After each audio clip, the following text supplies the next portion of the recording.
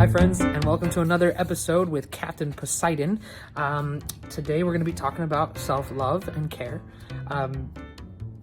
That's kind of a broad area and range to cover, really, because the first thing that people think about when it comes to self-love and care is their health and wellness, which is great. That's actually a great thing, and that's actually what I'm going to be covering today for myself. I have these large square-shaped pieces of foam. They are large gym mat style foam pieces that fit together in a puzzle pattern with other pieces. I have quite a few of them here, and I'm setting them up on my back porch to have a space where I can stretch and do some of my more body weight exercises, planks, push-ups, sit-ups, all the stuff that you do on the floor without any kind of free weights. Free weights will probably be later on when I build my strength back up again. Kind of to segue into story time for you. When I was working in Orlando, Florida as a manager for the Walt Disney Company out there, I was working in the housekeeping department. And one of the things that we did on a regular basis was, inspect rooms to make sure that the quality of it met the Disney standard. That was something that I was trained on and held myself in high regards for my ability to, pay attention to detail.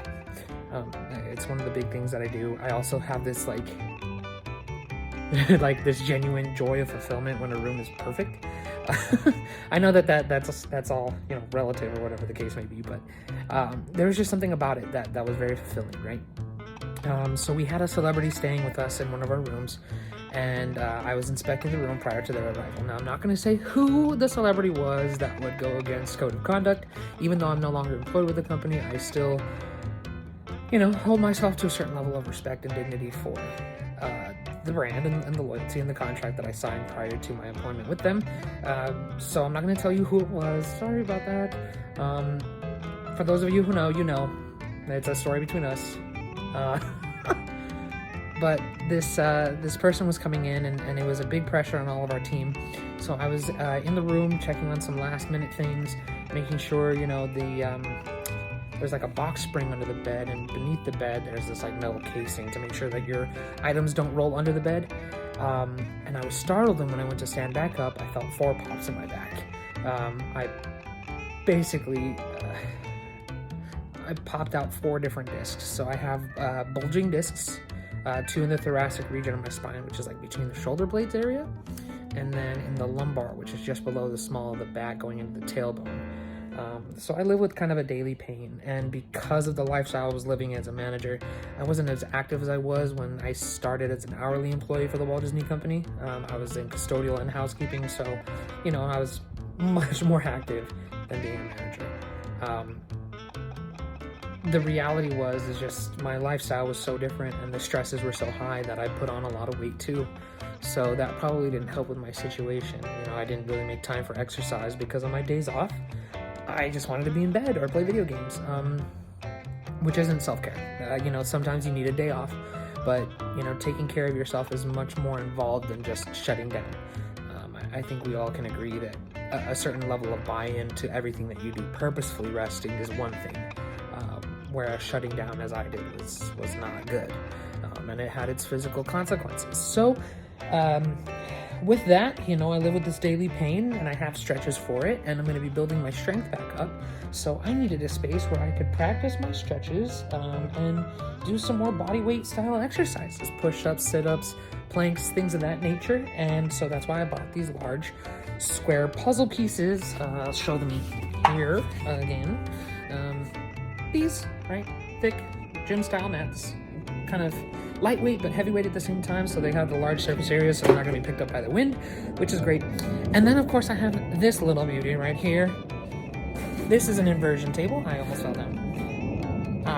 Kind of a neat thing, right? So the person would recline into it and then invert almost 180 degrees from standing straight up, head to toe to head in the opposite direction. Just kind of grasp there with your feet.